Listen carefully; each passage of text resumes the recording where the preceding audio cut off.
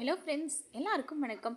பொதுவாக நம்ம வீட்டில் இந்த மிக்ஸி ஜார்ஸ் பார்த்திங்க அப்படின்னா வாங்கி கொஞ்ச நாளில் இந்த பிளேட் எல்லாமே வந்து ரொம்ப மழுங்கி ஒரு மாதிரி ஆயிரும்.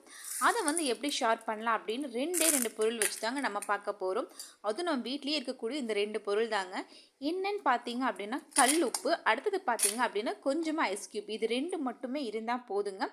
நம்ம வீட்டில் இருக்கக்கூடிய அந்த மழுங்கின மிக்ஸி ஜாரோட பிளேடை சட்டுன்னு நம்ம வந்து ஷார்ப் பண்ணிடலாம். அது எப்படின்னு பார்க்கலாங்க.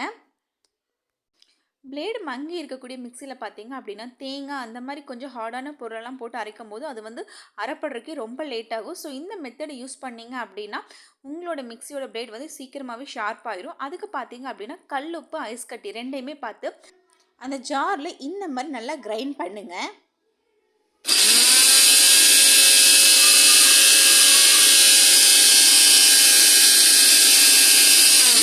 மாதத்துக்கு 2 அல்லது 3 முறை பண்ணும்போது நம்மளோட மிக்ஸி பிளேட் வந்து நல்லாவே ஷார்ப் ஆயிரும். இன்னொன்று ஈஸியாக வந்து கிரைண்ட் பண்ணி கொடுத்துரும்.